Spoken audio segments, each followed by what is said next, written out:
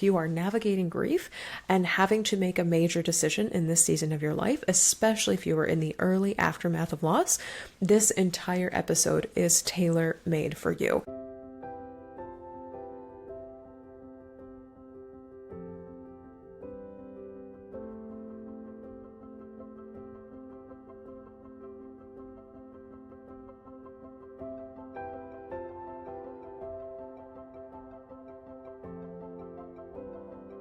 Hi there, Grief Growers, and welcome back to the Grief Grower podcast. I am so delighted to be here with you today, as always.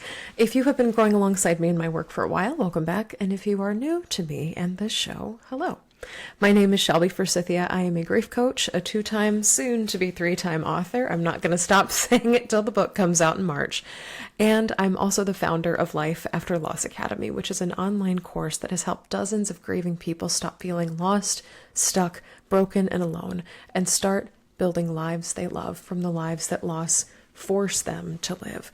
As with everything else in my work, this includes not only death-related losses, but also losses like divorce and breakup, major diagnosis, and every other transition that changes your life. Here on the show, we believe that grief is not something to get over or power through.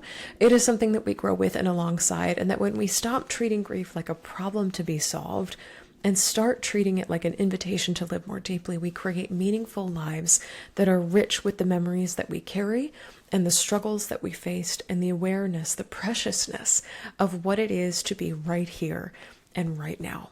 And in that same vein of like, it is a precious thing to be right here, right now, I want to get into a topic that I know so many of you will resonate with, which is in the here and now, in this moment, in this season, I must make a decision. I am a grieving person and I must make a major decision in my life, and I'm not sure what to do. I'm not sure where to go from here. And I want to get into all the things that grief has a hand in that can make decision making hard. So this is based on a letter that I recently received from a podcast listener. She writes, "My mom died 8 months ago, and I still feel like I'm living underneath a giant boulder. Every day I wake up in this body that doesn't feel like mine, in a life that doesn't make sense without her. I can't breathe half the time, and the other half of the time I'm just trying to get through the day. And now, on top of all of this, I have to decide whether or not to sell my mom's house, the house I grew up in, the house she died in. Everyone says not to make any big decisions in the first year of grief, but I do not have that luxury. I can't afford to keep the house. I don't know how to know what's right when everything is upside down. And without my mom here to counsel me, how do I make a decision like this when I'm still barely surviving?"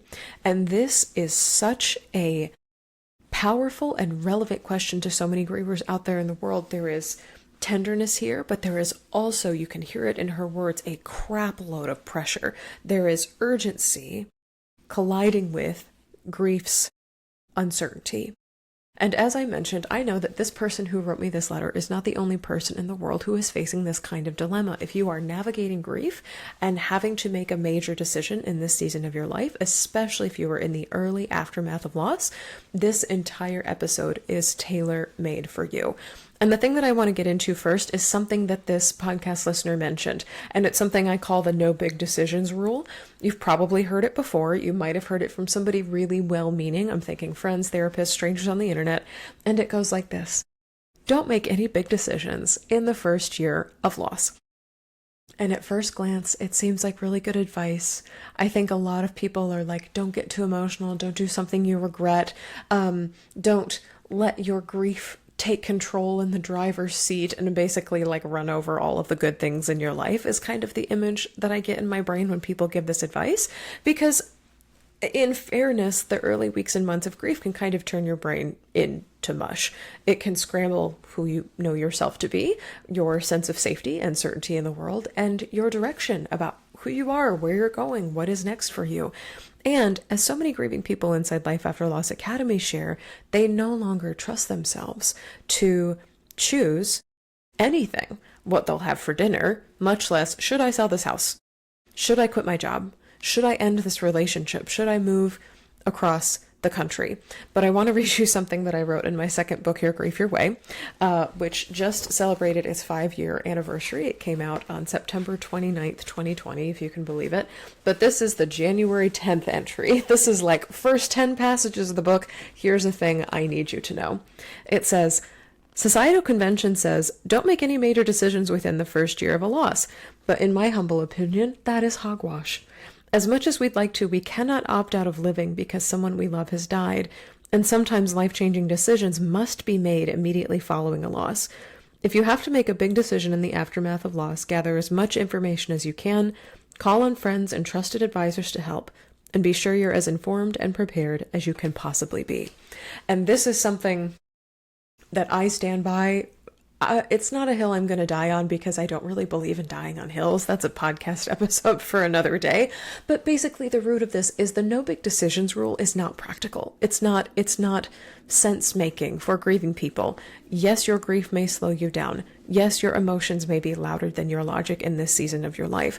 But the truth that many of my grieving clients and students know intimately is life cannot wait for the haze of grief to clear. Sometimes decisions must be made, and loss events like the death of a loved one or a divorce or a major diagnosis, these are often, these single events are often the beginning of something I call decision avalanches, where lots of decisions, small ones and large ones, must be made in the aftermath of them. These decisions could be about your relationships, your home, your work, your finances, your energetic bandwidth, and sadly, many of these decisions cannot be put off until later.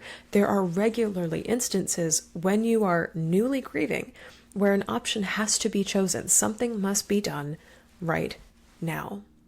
And I want to get into one of the things that a lot of grieving people are really afraid of is making the wrong choice. There's kind of this core fear in their brains that I really resonate with is, what if I, pardon my French, but what if I fuck this up? What if I get this wrong? What if I make the wrong choice? And behind that fear, or underneath that fear, is often the belief that grief makes us bad decision makers. And I'm not going to dismiss this. I'm not going to dismiss this and say, grief doesn't make you a bad decision maker, or grief doesn't affect your judgment, or grief doesn't affect your logic. In the earliest months after loss, your nervous system is on overdrive and survival mode all at the same time. Your executive function, people call it like the front part of your brain, the prefrontal cortex, the part of your brain that handles complex thinking and planning and memory and emotional regulation, these can all be compromised. They can be down for the count. They can be on overdrive. It kind of comes and goes moment by moment.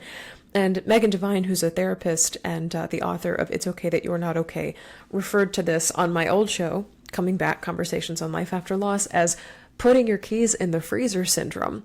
It is essentially a experience that many grievers have where things that you used to remember easily are forgotten or misplaced or mixed up, such as, oh my gosh, I put my car keys in my freezer. It is very, very common after any sort of loss to feel impulsive or scattered or avoidant or mentally blocked. And you might feel like you have a lot of trouble weighing consequences or sort of imagining the future down the road, different outcomes of your decisions. But the thing that I want to gently lob in your direction or reassure you of or come alongside you with is that that doesn't mean you are incapable of making wise and grounded choices. It might just mean you need more scaffolding or more support than usual. You might need more tools. You might need more input from others. You might need more information about the situation. And most importantly, what we talk about so often here on Grief Grower, you might need more self-compassion to do the best you can with the tools and the energy that you have in this particular season of your life. And I want to get into like the practical of like, okay, we've set the table enough of like the big decisions rule is trash and I have to make a big decision and I'm not necessarily a bad decision maker. I'm just a different decision maker while I'm grieving. How exactly do I make a big decision while you're grieving? So whether you are trying to figure out how to sell a house or whether to sell a house, if you should change careers, move to a different city, redefine a relationship, whether that's a romantic partnership or platonic or a family relationship, these are 3 gentle and grounded ways to approach grief and decision making, especially when you're like, my brain feels broken and my heart feels heavy. Both of these things are true and I still have to choose something. Number 1, ask yourself, can this decision wait? Before you do the other 2 steps on this list, ask the most basic and often the most overlooked question. Is this decision actually urgent. Because a lot of times, this is kind of my soft asterisk that I'll put in here, a lot of times the drasticness, the life-changingness of loss can make everything in your life feel like it's urgent. It needs to happen right now. But it is very, very, very rare to encounter any sort of decision that cannot be delayed even by a few hours, even by a few days or weeks. If a decision can wait, if you can ask for an extension, if you can ask for an hour to think about it, if you can ask for a week to look it over with a lawyer, give yourself the gift of time. But if it truly cannot, if a decision cannot wait, whether finances or the safety of yourself or others or legal timelines are involved, acknowledge that. That is true. I have no more time to wait. And give yourself compassion for having to act under pressure while grieving. Either way, explore the consequences of delaying or rushing. So for instance, what are the financial costs of waiting as opposed to starting this process ASAP? Or what are the emotional consequences of acting now versus later? Sometimes a positive consequence could be you get more time to decide, and a negative consequence would be like you have more anxiety about the outcome because now it's happening down the road. Or what are the relational or community impacts of deciding quickly or slowly? Will other people be impacted by this? In other words, sometimes the kind of general awareness of how actually urgent a decision is can ease off the pressure to make the perfect decision or to know what you're going to do right now. One of my very favorite grief artists slash poets slash illustrators, Morgan Harper Nichols, has a illustration that she shared many, many years ago on her Instagram.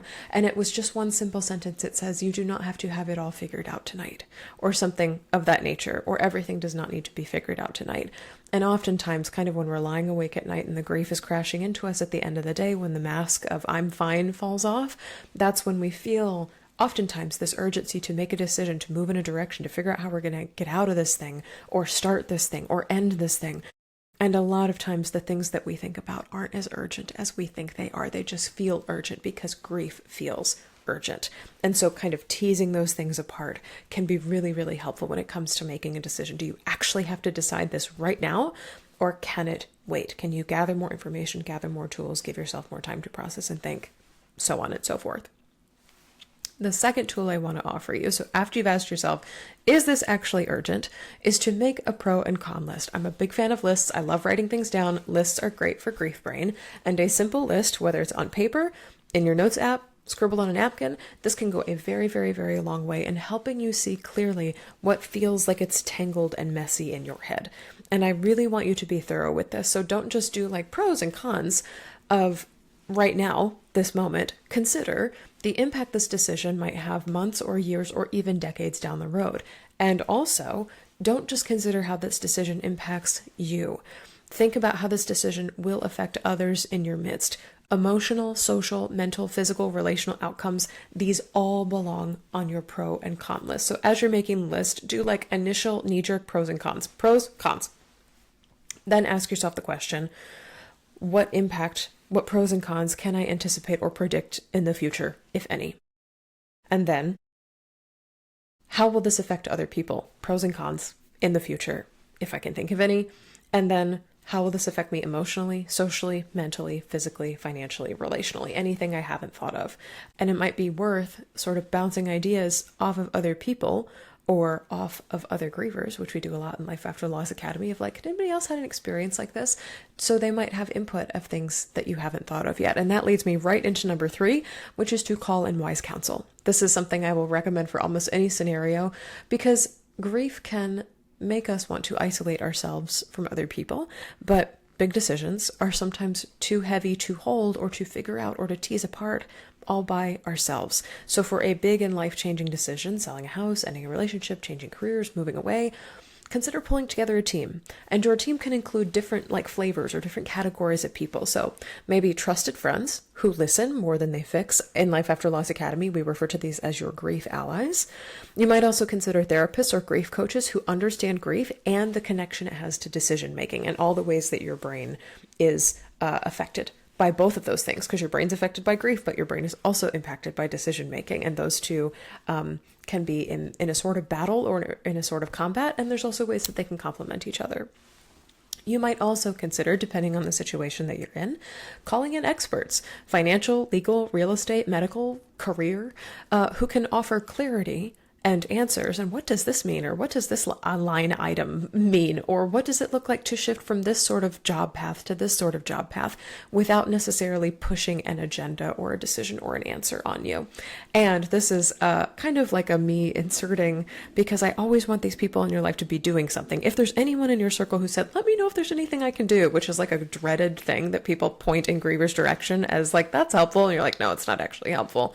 But if somebody says, let me know if there's anything I can do, either A, ask them to refer you to someone who might be able to help you make this decision, or ask them, if you like them enough and you feel close enough to them to invite them into this process, ask them to sit with you as you go over your pro and con list that you made. Because even just hearing someone say, I'm here, that makes a lot of sense, or have you considered XYZ, this can relieve the shame or the stress and the isolation that often gets in the way of making big decisions while you're grieving. And this is kind of a bonus on top of the bonus of calling in wise counsel. If you are a person who believes you can connect with ancestors, whether that is loved ones who have died, spiritual guides, invite them into this conversation too. So for instance, if I were talking to this letter writer, this podcast listener, who said, I'm selling my mother's house, the place where she died. If you believe that you can connect to your mother, if you've listened to past episodes of Grief Growers where we talk about how to connect to loved ones who have died, you might ask your mom, what would you want for me? What would you want for us if there are multiple people making this decision with you? Or if you could be sitting beside me right now, what would you tell me? What would you reassure me of? What doubts would you have, if any? And what's the number one thing you would need me to know? And let their perspective, let their insights become a part of this wise counsel that you are gathering together. If you are grieving a loved one who has died or a pet who has died, let them be on your team as you make this decision. And that can feel also like there is a caring for your grief and caring for your heart component that may not have been present at the beginning when you're beginning to spiral about how am I going to make this decision. Call them in, see if you get any sort of clarity or any sort of response back, whether it's a sign or a phone call or anything else that pops up in your midst that makes you think of them, because that could lead you in a direction that maybe you didn't consider before. Another thing I want you to do beyond kind of these three things is to prepare for the worst. And this is not to be a bummer. This is to be prepared. So to ask yourself the question, instead of how do I make this big decision, ask yourself, what's the worst that could happen? Because when grief dominates your day to day, it is normal to spiral into fear and ask things like, what if I regret this? What if I fail? What if this ruins everything somehow? And instead of self-gaslighting and telling yourself, oh, I'm overreacting, or oh, I'm just being emotional or being irrational, I actually argue that it is very important to answer these questions very literally. Take them seriously instead of letting them just loop on your brain unchecked like a record player that's gone off the rails. So get very specific. After you make this pro and con list, after you consult the wisdom of others, ask yourself, what is the worst case scenario if I make this decision? And then once you've answered that question, take it one step further and ask, what would I do if that happened? So for instance, if I can't sell my mom's house in the time that I need to, I'll move back to my home state or back to my home country and hire a realtor in my mom's town who can take charge of this process for me, and we'll check in once a week. I don't know how real estate works, but if that sounds reasonable, that's a decision you could make. If all of our mutual friends side with my soon-to-be ex as a result of this breakup and I am left friendless and alone in the desert, I'll make a list of family and supporters that I do have in my circle and consider joining group therapy to process my heartbreak. Maybe reach out to some acquaintances or friends after that.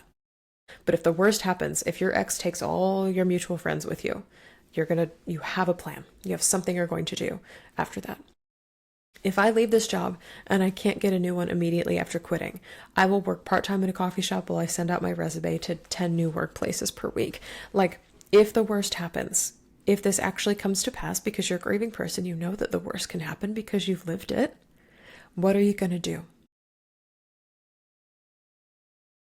This is not appeasing your fear or playing into anxiety. This is something I want to really ground you in right now. Making a contingency plan for fear does not make it real. You are not manifesting your anxieties into existence. You are preparing yourself. And what these scenarios do, what if, and then planning for the what if, it puts power back in your hands. especially at a time when it can feel like things are really out of control. And what it also does is turns down the volume of what if things go wrong in your brain. And that is never not helpful when you're trying to make a very big decision. The thing I want you to do after this, though, after you've predicted disaster, I want you to ask what's the best thing that could happen as a result of this decision. Because one really nefarious thing that grief does is crowd out the possibility that good things will ever happen ever again. But something we forget, especially in the early days of loss, is that not all consequences of change are bad. I'm going to say that one more time. Something we forget, especially in the early days of loss, is that not all change is bad. So flip the script, what if the worst happens, and ask yourself, what is the best case scenario of this decision? What positive results have other people in this situation or who have made this decision experienced? What might ease, connection, or peace look like in the midst of this decision-making process? Or what unexpected surprises might be on the other side of this? This is not me painting over your fear with toxic positivity. This is what I like to refer to as strategic hope. Because while grief is extraordinarily powerful, it does not have the ability to stop good things from happening to you ever again. And so allowing yourself not only to imagine the worst, but also to imagine the best, both things are equally likely based on this decision that you're making. It gives your brain, it reminds your brain and your heart and your mind and your body that this does not have to end in disaster. Just because you are being forced to make a big decision while grieving does not mean that decision will end in disaster. It will end somehow. It will have consequences, some sort. Not all bad. Not all life ruining or ending. I want to remind you, sort of as we wrap up here, that the goal of these exercises, and the thing I want to relate to this listener too, is not certainty. You will not find certainty through any of these exercises, not 100% anyway, because you will not and cannot ever know with total certainty whether or not you're making the right decision. I want to remind you that that is true for a griefy decision after a major loss, but if you think about it, it is true for most other big life decisions as well. We are all out here doing the best we can, making the decisions we can with the tools and the information and the energy and the ability that we have in any given moment. And honestly, that's kind of okay. In fact, it's very, very human. You might feel as if you were in a worse state or you're more compromised in terms of the resources that you have right now. And yeah, that's probably a bit of your reality. But what I will say is that you do not need certainty in order to make a good enough choice for you right now. You just need a lot of support and self-compassion and the kind of self-trust that comes with not abandoning yourself as you are trying to make one of the biggest decisions of your life. And said another way, the decision that you make right now in the midst of your grief does not have to be perfect. In fact, it cannot be. It is not possible for it to be, because nothing in this world is perfect. What this decision has to be is grounded in what you know for sure, oriented towards what you need, and designed for or intended for what feels most aligned with who you are. All of that happens with the caveat of, in this moment, in this version of your life, with the foundation of your grief being true. So if you are feeling stuck or frozen or afraid of choosing wrong, take a breath and maybe hit replay on this episode as many times as you need. And take heart that you are not weak or broken or incapable of moving forward. What you are right now is a grieving person living in a society that pressures us to get it right, when in reality, there is no one right way. There are just thousands of possible outcomes. And only you, and potentially the people you're making this decision with, know which choices are good enough, considering the time and the information and the tools and the resources that you have available to you in this season. And you deserve space and support as you figure things out. If you are interested in getting more support for figuring out a big life decision, granted, I am not a legal or medical or real estate professional of any kind. I am just a grief worker who can ask different sorts of questions about decisions and hold space for you. I hope you'll join us in Life After Loss Academy. We make so much room for the sticky and complicated decisions that grief often brings. And with that, we do not rush answers or insist upon you must be certain of this. We ask reflective questions, we reinforce your existing support systems and come alongside you to be another support system. And we learn all the time, every day, how to live with and alongside grief instead of pretending that big old loss that just happened does not affect your choices. And we do all of that together. So if you are staring down a decision that you did not ask for in a life that loss forced you to live, I hope you will join us in Life After Loss Academy. I would love to help untangle your knots and to hold your grief and this big decision with care and to find a way forward that honors both your past and the future that this decision will have an impact on. And you can join us in Life After Loss Academy through the link in the show notes or at shelbyforsythia.com. Thank you so much for joining me today as we talk about grief and decision making. And I would love to know, have you made a big decision while grieving? How did it go? What did you do to prepare, if anything? And what was the result? How are you right now in this moment, in this season? And maybe also, what would you tell yourself looking back? You can also find a way to get in touch with me in the show notes.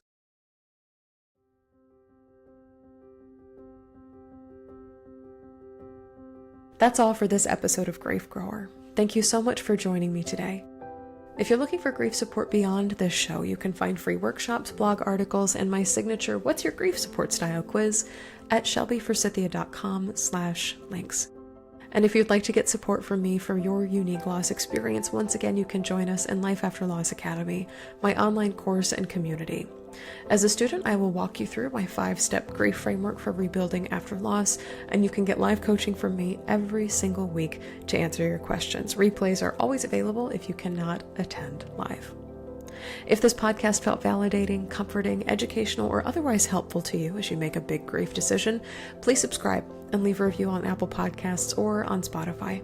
And be sure to share Grief Grower with a friend, because you never know what someone you love is going through. Grief Grower is hosted by me, Shelby Forsythia, and the theme music is composed by Addie Goldstein. Until next time, Grief Growers, I see you. I am so proud of you and the work that you're doing in the world. And I love you. Because even through grief, we are growing.